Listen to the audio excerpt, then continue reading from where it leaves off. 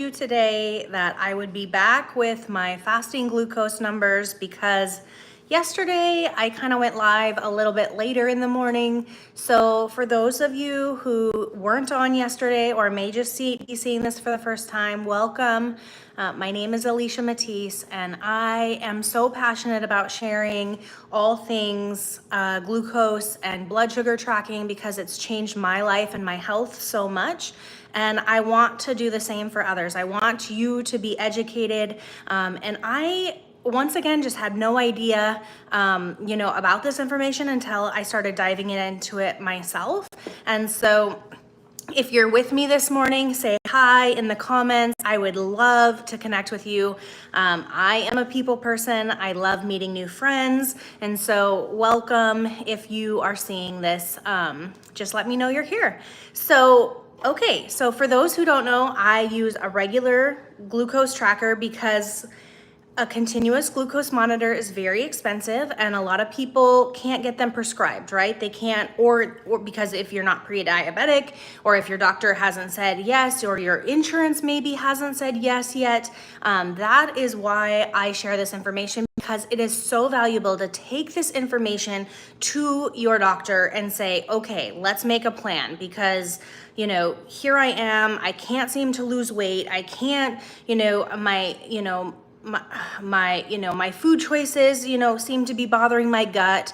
Well, what does it do to your glucose levels? That is what I am wanting to uncover eventually. It's just going to take a little bit of education to get there. So if you didn't watch my last live, yesterday, they're only a short 10 minutes. I'll link it to this one as well. But the question for today is blood sugar tracking a good idea, right? And so many factors come into play here, right? Food choices, physical activity, what does that do to you? Because we're all made different and we all, respond differently to different things, right? So yes, it is such a good idea because some changes are normal and your blood sugar levels can get super high, they can stay super high, they can get super low, which, shocks a lot of people, but that's what happened to me, okay? So my personal testimony and journey is that I tried for so many years, like 3 years probably, to do intermittent fasting, okay? I didn't see much weight change in me when I was doing intermittent fasting. I was listening to all of, hey, good morning, thanks for saying hi. I was listening to all the fitness gurus out there who said that intermittent fasting was a great idea, okay? And what would happen is what I was finding when I actually wore my continuous glucose monitor, that I was actually tanking in the morning, about 10 o'clock in the morning, mid-morning, I was tanking. And so I would hit that rock bottom where I couldn't think clearly. I was foggy brained, I was low energy, and that was when I was trying to get my mid-morning workout in. And so I'm like, what is going on here? Like I could felt myself being hangry. I can feel all of these symptoms. And what's interesting is when you start to see your glucose numbers and then what your body is, how it's responding, it's quite interesting how it all works out.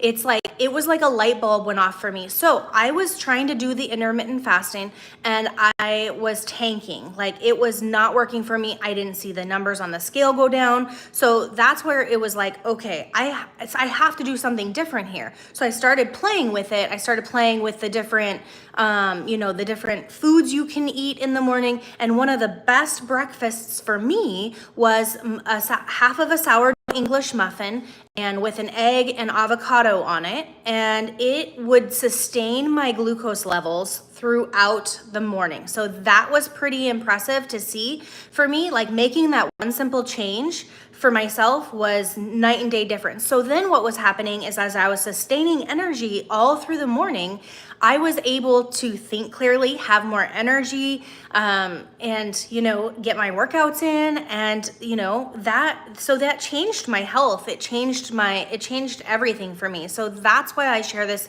information. That's why I show up live to share this, because it's going to help somebody. And I am so grateful for that. So thank you for being on. So yesterday I shared that my glucose level reading, I think, was 101 yesterday, but I had coffee and supplements. I wasn't planning on doing my glucose live, but here I am. I'm gonna do it for you this morning. So if you don't know how to use one, they're so simple, easy. You just put in the test strip into here, and then it's just gonna beep at you and wait for you to prick your finger. And it doesn't hurt. I just set it on 2, which is like the lowest setting you can set it on, okay? And then here we go. And then we just put it in. You have to have the certain amount or it beeps at you, and that's fine. If it beeps at you, you just let it do its thing and then you do it. So here's mine this morning. Haven't done it yet. We're just gonna see what it is. And like I said, okay, what is it? Oh, 86, perfect. Okay, so what that means, like I said yesterday, right? So at it's 7:57 Florida time, which is where I'm at. It's 86 mg-dl, okay? So like I explained yesterday, you wanna know your fasting glucose numbers because it tells you what range you're in, right? So 70 to 99, I explained this yesterday, but I'll say it again, is normal range. 100 to 127 or 26 is pre-diabetic range, and then anything above that, right, is 126. So a lot of people, they don't know where they sit with their fasting glucose. Now you want to track it for a period of time, right? So that's why I created the Glucose Mastery course, because it is the spreadsheet is proprietary. We created it, and you can it shows you your spikes. It shows you what's happening when you track your glucose. It's phenomenal. Okay, so if you don't have that, I mean, it's amazing. But I'll link that. But that's not what this live is about. It's just about sharing the information. And so what I do is I put it into, you know, the spreadsheet, and it tells me when I'm, you know, spiking. And, you know, if you don't know what a glucose spike is, it ages us. It stops us from, you know, we want to be aware of how long we're spiking for. So yes, a continuous glucose monitor is probably the best, you know, is the best bet.